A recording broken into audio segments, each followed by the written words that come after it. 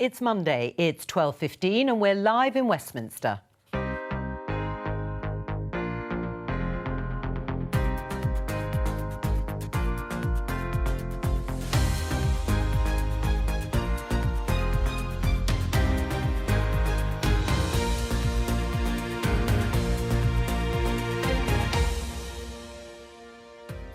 Joining me today, Conservative Party Deputy Chairman Lee Rowley, Labour peer Stuart Wood, The Spectator's economics correspondent Kate Andrews and Miatta Fahnbulleh of the Left of Centre think tank New Economics Foundation.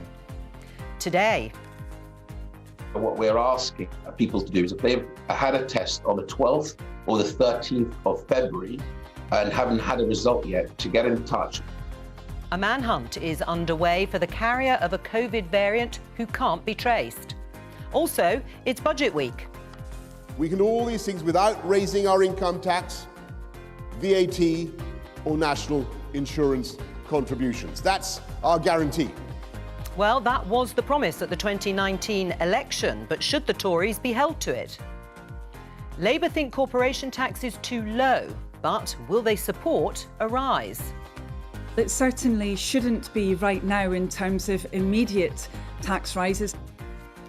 And Windrush scandal victims' continued battle for compensation. They keep asking for evidence which doesn't actually exist. So what we're doing is going around in circles, really.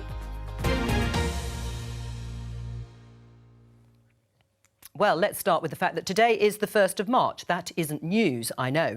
But by the end of the month, the second part of stage 1 of the government's roadmap out of lockdown will mean you can have up to 5 friends in your garden or you can meet up in a park. My question to all of you, just to start the programme, is do you think it'll happen? Lee? I hope so. We've said that we want to go as quickly as the data allows, and so we're hoping that we will be able to do that on the 29th of March. I'm certainly looking forward to being able to do that, as I'm sure everybody else is, but we'll have to see where the data is in a few weeks. Where are you, Stuart? Do you think that's likely to happen? You'll remember Boris Johnson saying that all of the dates that were announced were no earlier than. Yeah, I think the initial dates will happen, particularly about relaxing outdoor behaviour. I think that's probably the safer ones. I think the really interesting moment and crunch moment for us all is when the effects on the R number, the famous R number of schools returning, starts to kick in. And I think that will start to worry some people. And the question is whether extra action or delayed timetables need to happen then. I think that's the crunch in a few weeks from now. Right, well, as you say, that's the 8th of March. Kate, what do you think? Will you be in a park or a garden with 5 of your friends on the 29th of March? Well, I certainly hope to be. I think it's very likely, primarily because we know, and we've known for a long time now, that outdoor activity is significantly safer. You're very unlikely to spread this virus outside. But also, if you've been out on the weekends going for a walk, a bit of exercise, you'll notice that in parks and around cities and towns, a lot of people aren't necessarily exercising. You're seeing bigger groups in parks. You're seeing people who are clearly socializing. The government is behind the public on this policy, and I would think they'd be eager to catch up. Miatta? Yeah, I mean, I suspect that the dates in April will hold. And I agree with Stuart that actually the challenge will be some of the dates later down because the cumulative impacts of schools opening up, of more socialising, will start to bear down on the overall numbers. So I expect, the July dates are probably likely to push back a little bit, but the early dates will hold. All right, well, we'll leave it there for the moment. I mean, one of the things that could derail timings for unlocking is the discovery of a variant. We now have the news of a Brazil variant. Let's just show you this headline in the Daily Telegraph. Hunt for UK patient with Brazil mutation. 3 cases in England and 3 in Scotland. But as we said in the headlines, one of the 3 people in England hasn't been traced from their positive test because they didn't fill in the test registration card correctly. Let's talk to the BBC's health correspondent, Anna Collinson. Anna, what's happened? Well, yeah, as you touch on it there, so far 6 cases of the so-called Brazil variant have been found in the UK.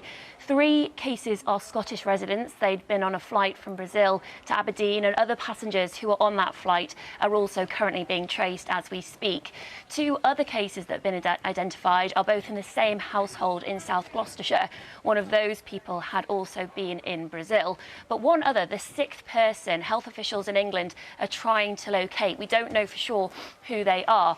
We know that they had a test on either February the 12th or the 13th, but they didn't leave their contact details. So anyone who lives in England who was tested on that day and is currently waiting for a result is being told to contact authorities immediately. Now, there are several concerns about this particular variant, which was first detected in Brazil. There are fears it can spread more quickly. There have been signs that people can be reinfected. We've seen cases of that. And also there are concerns about the impact it could have on the vaccine rollout. And as we know, a week after the government announced its roadmap out of lockdown, the vaccine rollout is going to be critical in that happening. Right, so that's why it's being described as a variant of concern. But only a fraction of the positive tests are actually genome sequenced that are tested for their genomic sequencing. So are we to presume that there are likely to be other cases out there? Almost certainly. There's almost certainly likely to be more cases of the Brazil variant in the UK or similar variants with similar types of mutation which are cause for concern. The UK is actually a world leader when it comes to genomic sequencing, but even the UK can't test every positive test to see if it's that particular variant. So, for example, last week, around a quarter of positive cases were recorded to see if it was that particular variant. So the strategy really is to keep cases as low as possible, to track down any cases where variants are detected and reduce transmission that way. OK, well, in the meantime, that hunt goes on for that sixth person. Anna, thank you very much for bringing us up to date. Lee, it's embarrassing. It's embarrassing for the government, isn't it? I mean, it's precisely why critics of the policy said that that hotel quarantine system for people arriving in the UK, particularly from what we call red list countries, should have been in place way before the 15th of February. You've dithered and delayed. We've progressively increased restrictions with international travel, for international travel over the last few months. People need to get tested. They need to, we've cancelled flights from red list countries and the like. But we know that there is a challenge here, which is now why we have hotel quarantine. We know that there will always, no situation is foolproof. I mean, look at what's happening in Auckland at the moment, where they're just back down in lockdown because of an issue there. And New Zealand and Australia have been some of the places which have been the most aggressive in this approach. So nothing is perfect, but the key thing the government is doing is making sure that it tries to get on top of it. And we know that there will be new variants. We had one in the United Kingdom in Kent a few months ago. So there is a likelihood that they will be created in the UK as well as elsewhere. And the important thing is we identify it, we try and find out where it is, and we try and get on top of it as quickly as possible, which is what you are seeing happen at the moment. I mean, it's true, isn't it, Stuart, that there isn't a fail-safe way of preventing variants from coming into the country or being homegrown? Yes, I think Lee's right. There's no foolproof system. And look, viruses mutate. That's what they do. It has to happen with flu. I have a flu jab every year because I'm an asthmatic. Every year the jab is tweaked in response. We're going to have to get used to that sort of system with COVID, which is obviously a more serious disease. So I have mixed feelings about this because I think what we're seeing today in the next few days is something we're going to have to get used to. A response to new variants with changed behaviour, with a responsive test and trace system, perhaps even mini local lockdowns being part of our future for the next couple of years in response.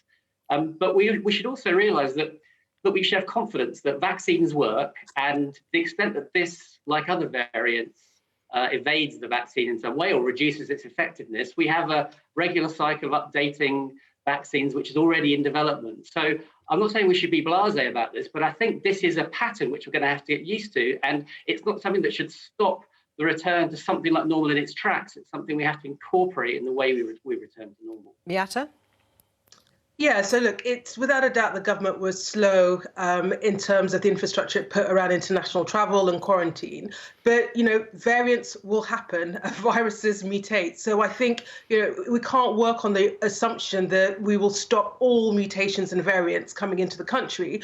We're better off assuming that they will happen and building it into our strategy. And the key will be continuation of effective test and trace, scanning for mutations, and then critically, working with the scientists to ensure that we are adapting vaccines in response. I think if we can get those three things right, we have the chance of navigating through this. OK, we're just going to break off for a moment to hear from the Prime Minister, Boris Johnson, who is at a school on a visit. Let's listen to what he had to say. We've moved as fast as we could to get that going. It's a very tough regime. You come here, you immediately get transported to a a hotel where you're kept for 10 days, 11 days. You have to test on day 2. You have to test on day 8, and it's designed to stop the spread of new variants while we continue to roll out the vaccination programme. I just want to repeat that key point. We don't have any reason at the present time to think that our vaccines are ineffective against these new variants of all types. Kate, listening to the Prime Minister's reaction to this story, I mean, do you think the regime is tough enough? I mean, do you think the public will be reassured? Look, I think if you want to criticize the government, calling them incompetent on this particular measure, the issue is the time lag between when the policy was announced and it actually came in. But I think Lee is completely right to say that there's no guarantee that you can stop COVID or a new variant from coming into the country. Countries with the strictest lockdowns and travel quarantine policy still see these breakouts. I think the most important comments from the Prime Minister there were the vaccine factor. The fact that so far, when we have had these new variants, the Kent strain, the South African strain, it appears that the vaccines that we have now, Pfizer, Oxford AstraZeneca, are working against these strains. In some cases, they lower the efficacy rate, but crucially, they're stopping severe illness and death. And while I'm not in the business of hope these days, because after the past year, really, who can be, the vaccine is an exception to that. And so we shouldn't get ahead of ourselves. We should, of course, be cautious. We're going to need studies around this P1 variant immediately. But so far, the evidence on mutations has been good when it comes to the vaccine. So let's try to remain hopeful. All right, well, let's leave it there on that note of hope. It's budget day on Wednesday. The Chancellor, Rishi Sunak, has been bombarded with advice and warnings and pleas from all sides ahead of his set piece at the dispatch box. And, of course, we'll be covering it live and uninterrupted after PMQ, so stay with us then. We'll be joined by the BBC's economics editor, Faisal Islam, and I'm pleased to say he's here now to preview what's at stake. Faisal, what will be the driving force of this budget? Actually, 3 things. Ongoing support, then a kind of strategy around a recovery in the medium term, 2 to 3 years, that's quite a different economy. And, you know, if it wasn't for COVID, this itself would be a major factor, a different type of economy, post-pandemic, post-Brexit, and with the green recovery too. And then thirdly, what the Chancellor started to refer to as kind of levelling with people, honesty about the public finances. But I really do think it is in that order. You know, there's lots of excitement about which tax rises are going to go up. It's sort of almost like taking a photocopy of the argument we had 2010 to 2015. It's a very different type of situation. I mean, clearly the public finances are worse, but it also brings about other historical analogies, like, frankly, world wars. You know, we didn't sort of pay that back, as it were, that debt. So I think there'll be real focus on the emergency. It will feel like a crisis budget still, for some of the reasons that you're hearing there. Yes, we've got the vaccine. That's a reason for kind of hope. But, you know, to what extent is this fall in the cases? This is not my area. Is it down to the lockdown versus the vaccines? Schools are going back next week. It's so much a different opening up to the one that we saw over the summer, where they kind of pressed the accelerator pedal as well with Eat Out to Help Out to get people out there. You're not seeing that this time. Slowly. Let's see how this goes. Let's watch out for the variants. Let's make sure we don't have to kind of go in and out hokey-cokey style. Well, I don't want to disappoint you and be boringly predictable, but what about taxation? I mean, there's been so much noise around it, at the very least, in reports and from Conservative and Labour MPs. Will they go up? Well, immediately, no. Immediately, in the next year, you're going to get a significant giveaway. Because they've got to extend the support, and these are many billions of pounds, and we haven't heard the half of it. You know, there's been a little, I think someone called it a rat-a-tat-tat of announcements. They're pretty small, I think, compared to the big guns that are going to come out, because, you know, we simply don't know for how much longer that support will be required. So the cautious thing is to continue it by and large. I think what you'll get is somewhere between a kind of bat signal and a hat tip as to when taxes go up. It's almost like a down payment. It's to say to the public, don't criticise us when we have to do this in the future.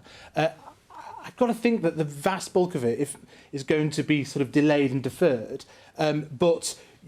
The problem is this. The reason why people are going for these speculations on stealth taxes and corporation taxes is because the Conservative manifestos ruled out 2/3 of potential tax rises. Right. Well, on that very note, that brings us to Lee Rowley, Deputy Chairman of the Conservative Party, to talk about precisely that. Is the Conservative Party straitjacketed, the government straitjacketed, Lee, by this commitment in that 2019 manifesto, which ruled out increasing any of the headline rates of income tax. Now, former Chancellor Ken Clarke, you'll be aware of, said at the weekend that actually the public would understand if you broke that manifesto commitment. Should you? I don't think we're straitjacketed. I mean, the Conservative Party, if nothing else, is a party that wants to keep taxes as low as is possible. And obviously, the discussion at each different stage of where the country is at is what is the possibility and how low can you keep them. But I went into politics to keep taxes low for people who I represent, and so that's a sort of part of our intrinsic DNA. But at the same time, we also recognise that this is the most extraordinary event in our peacetime history in the last 75 years, that there is a very large amount of money which has gone on the nation's credit card on the debt. And as Faisal said, there is a requirement in the short term to make sure that we are supporting people through this, that we're continuing the support that's needed in order to get people to the other side. But then we are going to have to look at hard decisions in the future. And within those hard decisions, I, of course, want to keep taxes as low as possible. I think we need to see what the Chancellor comes out with on Wednesday and then go from there. Right. Miatta, what's your view about what should be signalled in terms, or if anything at all, in terms of paying anything back? Well, so, I think it's absolutely right that we have to increase corporation tax, that we need to equalise tax on wealth. I don't think it's right to do it just now. And I think if the Chancellor took that tack, that is sensible. But for me, tax rises should be used to pay for long-term commitments, like, for example, bolstering social security so that we have something more like a minimum income floor so that people can afford the basics to live on. I don't think it's right that we hike up taxes to pay down a deficit because of the COVID bill, partly because actually the cost of financing that deficit is at historical lows. Half of the borrowing that's been done has been underwritten by the Bank of England, which has been buying government bonds at base rates. So it's really cheap money. And then critically, the key way in which we're going to pay down that deficit is by getting the economy going and by increasing tax receipts. And I think the Chancellor has to be really careful not to jeopardise that in a rush to be a fiscal conservative. Kate? Well, I think Miatta's completely right about growing the tax base and making sure that the economy can thrive, but this isn't about paying down the debt. This is a much more immediate question about whether or not it's going to remain cheap to service that debt.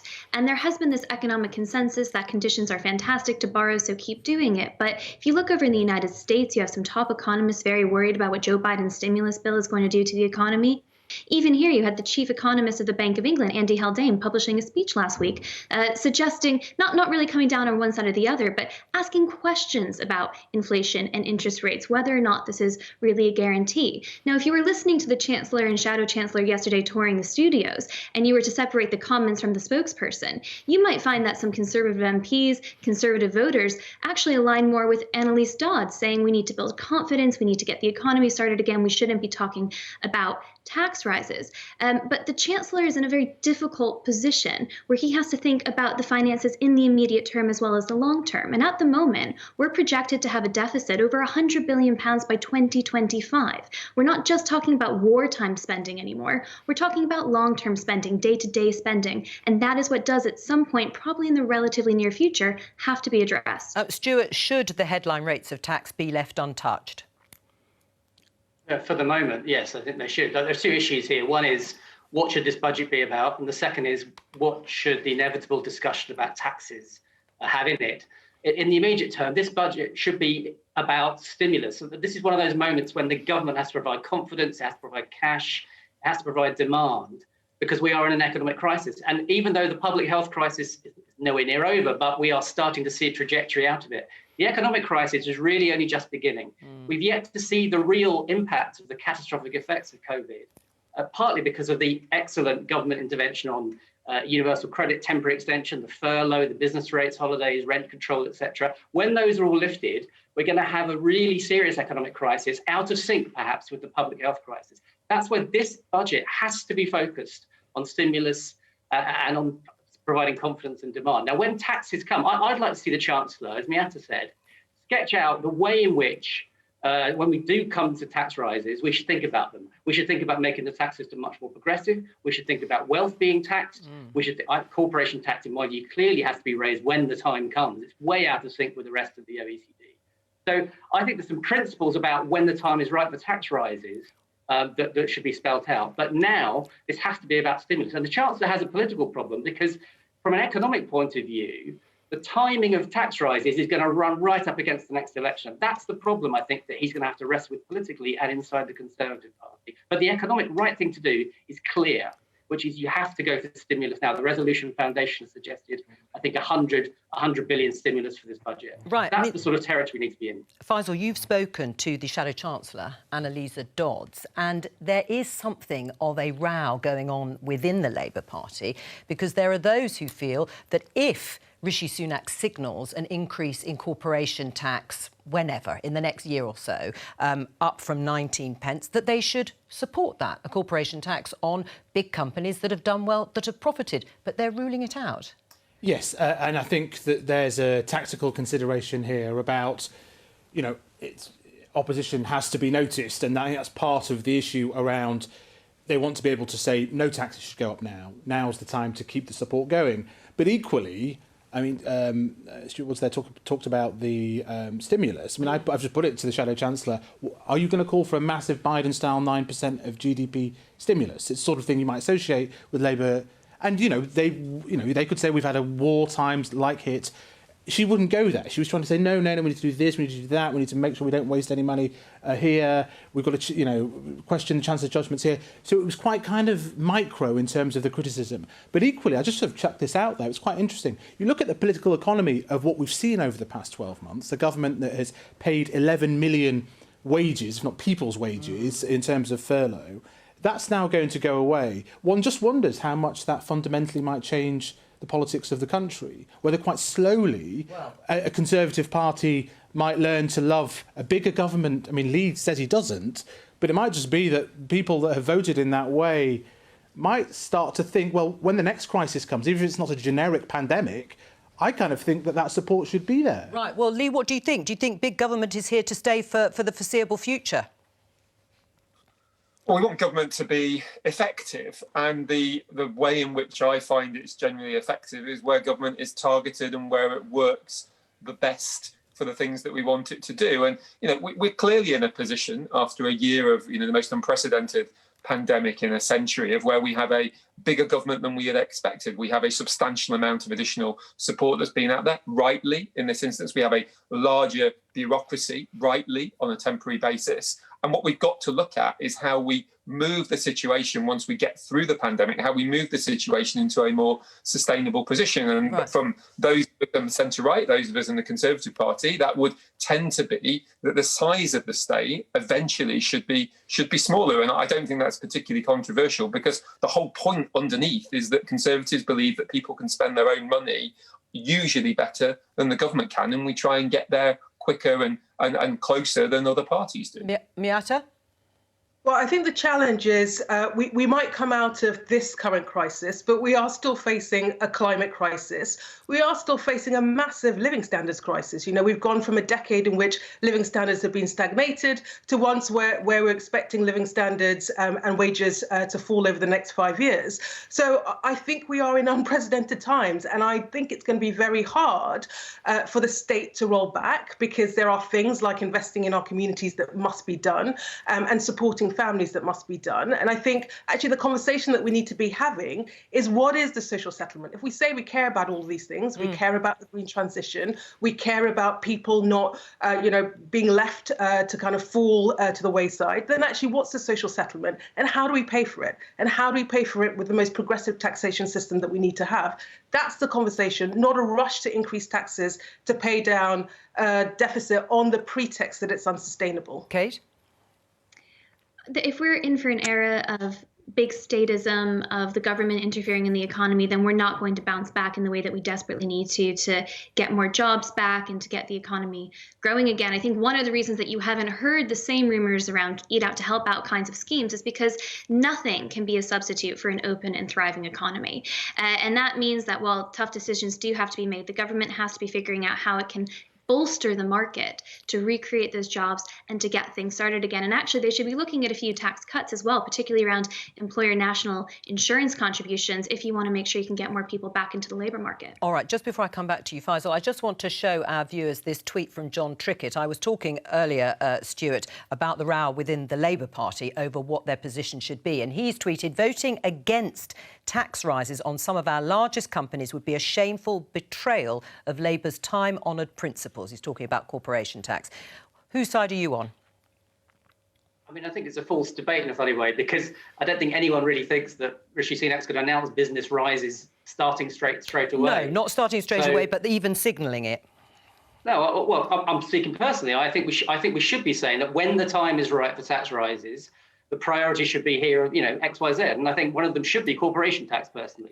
But I think it's absolutely crucial that this is a stimulus budget rather than a tax raise. But why not now? As John Trickett says, if these companies have done really well and they've made huge profits during the pandemic, why not put some of the tax burden on them right away?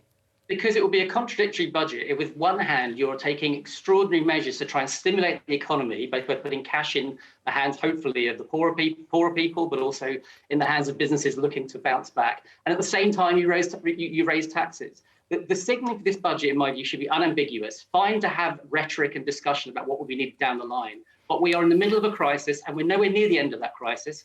And this should be unambiguously about stimulating demand. Faisal, just briefly, I don't know if we'll be able to show the FT front page, but I was quite interested in their headline, which said, could the boom be better than expected? Rapid vaccine rollout to spur faster economic recovery than first feared. Yeah, that's the great hope, and it's down to the epidemiology. But I think there's a more subtle version of that argument as well, which leads into that argument that was just being had there, which is the vaccine as a kind of model. I know the Chancellor's going to refer to this. That if you think about what the government did with the vaccine, it helped AstraZeneca get together with Oxford University, rejected actually an American pharma company. It put billions into it. It helped with the rollout. It uses the NHS as a testing bed. Even if this government, Rishi Sunak, is not comfortable with hundreds of billions of debt, there is a more subtle, stronger role for government in industrial policy, and they do see they're trying to learn the lessons from the vaccine rollout, the involvement of the state with the private sector in a quite smart way, and see if it's applicable in other areas. I don't know if that makes Kate a little uncomfortable, but that is a different type of politics that's emerging that I think is quite an interesting one to watch. Well, let's ask Kate, do you feel uncomfortable? I think the debate is fundamentally changing between Conservative, Labour, right and left. It's a question of whether or not you think the situation is sustainable. And you're going to find people across the political spectrum that take different views on that. It's clear that the Chancellor is increasingly nervous. Actually, I think Annalisa Dodds is nervous too. She talks about the vulnerability, the lack of resilience that the UK has now. But of course, she's not in the position where she has to make the tough political choices. The Chancellor, Rishi Sunak, is. Right. Lee, what about tax cuts? You'll know a group, I think, of 43 to 45 of your colleagues, MPs, many of them in the north of England, would like to see tax cuts for high street businesses on business rates. Should that happen? That would stimulate the economy. Yes, MPs are quite good at writing letters, and so we have all of them today. We have to wait and see what is happening on Wednesday. And I'm sorry, I know that's an extremely dull answer. It is. Do you agree with it in principle? I mean, I'm not asking you to predict whether it'll happen, but is it a good idea? Well, business rates, we know, has to change. And the government, in a manifesto in 2019, which I stood on, said that we were going to have a fundamental review of business rates. So we know we have to change the way that we're taxing businesses in this regard. That's obviously been impacted by coronavirus, and the focus now has to be on making sure that we can get businesses back to health, and particularly our high streets back to health, which are under great pressure, as we all know. So, my view is, we definitely have to learn things from what has happened in the last year. There have been some real successes in terms of what has happened, both in the private sector and the state. We also have to recognise that we've got to address this long-term issue of a substantial amount of additional money which we've put onto the debt. And then we've also got to try and work out where we want to go in the long term. And over the long term, Conservative. I want to see as lower taxes as practical. All right, well, it wasn't quite yes, no, but you were inching there towards an answer. Lee Faisal, thank you very much, and you'll be back here on Wednesday. Indeed. Yes, look forward to seeing you then. Let's welcome BBC reporter Jack Fenwick. You've been covering the story on compensation for victims of the Windrush scandal since last year. We've been following that story with you, but tell us what's happened. Yeah, that's right. So remember, the Windrush compensation scheme was set up to help people who had lived and worked in the UK for decades, but were mainly from the Caribbean, but were then incorrectly told that they were living here illegally. Now, last year, I reported on problems with the compensation scheme. People were saying that it was too slow and that payments were too low. Then in December, the Home Secretary, Priti Patel, announced some quite big changes to that scheme. In particular, something called an impact on life payment. Now, that's the aspect of it which is supposed to reflect how badly a person's life was affected. It goes across multiple levels, and the Home Secretary increased the minimum level from £250 to £10,000, and the maximum from 10,000 to 100,000. So we're talking about some quite big changes there. Now, those impacts on life levels are important, so we'll come back to those in a moment. But first, I'd like to introduce you to Anthony Williams. So he is somebody who came to the UK from Jamaica aged 7. He served for 13 years in the Royal Artillery, but then in 2013, he was caught up in the Windrush scandal. He was unable to access work, welfare, or the NHS for 5 years. Now, the particularly sad bit of Anthony's story is that during that period, he developed a mouth infection because he couldn't access the NHS. That infection went untreated. Things were starting to get really, really serious where my teeth started falling out. And at that stage, I couldn't drink water because it actually started hurting me when I started drinking water. And at some point, I couldn't chew properly. So most of my meals were, I lived on sardines and pasta for months because I just couldn't eat properly. At some stage, I started taking my own teeth out because it was the only way to get the swelling to come down as well. Last year, Anthony was offered £18,000. £5,000 of that was one of those impact on life payments. Now, remember I said they were in different levels. At that point, that was categorised as a level 4 payment. And Anthony decided to reject that. But then when the Home Secretary made those big changes to the scheme in December, the Home Office got back in touch with Anthony. And the new system, level 4, is actually £70,000. But what they've done, they've not allowed me to migrate directly onto level 4. They've moved me down one level to level 3, which takes me down to 40,000. As far as I'm concerned, I'm actually losing £30,000 there, which I think is unfair because originally we all thought we were going to migrate straight over onto the new system at the level we were on the old system. Now, at this point, it's important to note that the Home Office say that as part of the reforms, they've merged the old levels 3 and 4. They say all of these changes were done in consultation with various community leaders and that they've been speaking directly to Anthony to explain some of those changes. But clearly, he believes that he should actually be in that higher level. Keep us up to date with that. But what are campaigners calling for? Yeah, so last week we had the first lot of figures out since those December changes, and they do show that more people are now starting to accept these offers of payments. So far, the scheme has paid out £4.1 million. However, when it was set up in April 2019, the Home Office then estimated that it would end up paying out £200 million. Clearly, that's a big difference between those two figures. And campaigners argue that the reason there's such a big difference is because people don't trust the Home Office because of the history there, and a lot aren't actually going in for those compensation. They're not sort of going through the scheme.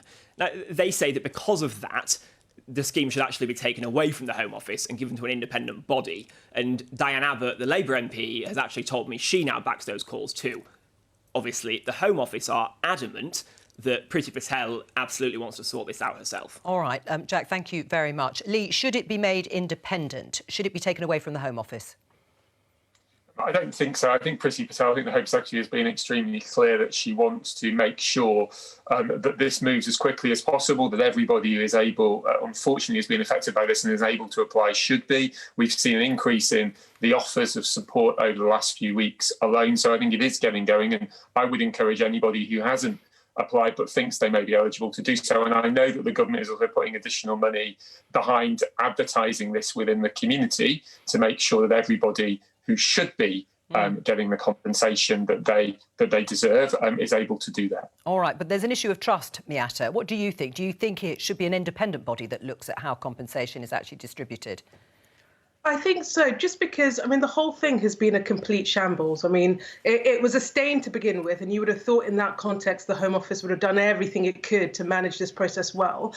Whether it's undervaluing the compensation payments, whether it's the slow pace at which applications have been made, the barriers and hoops that have been put in front of people, we now have a situation where about 338 people have been paid, 1,500 are still waiting, and many, many more haven't even accessed the system. So it's clearly not working in the way that it was supposed to, which suggests that it probably makes sense to put it in the hands of someone else that can actually access communities, build and win trust, and actually manage the process to try to do what it was supposed to do when they set it up. All right, we're going to leave it there and move on. On Saturday, the new leader of Scottish Labour was announced as Anas Sarwar, and the deputy leader, Angela Rayner, tweeted this in response. "I'm so proud that our party has elected the first ever ethnic minority leader of a political party anywhere in the UK. I also want to pay tribute to Monica Lennon, who also stood for the leadership, for running a positive, passionate campaign, and I know she will continue to be a forceful advocate for change." Now, that tweet actually hastened a backlash on social media, and we had this response from Benjamin Cohen, the chief executive of Pink News. Here's his tweet. "I guess Jews don't count, Angela. You were first elected in a general election fought by a Jewish Labour leader, being Ed Miliband." Now, Benjamin joins us now. Welcome to the programme, Benjamin Cohen.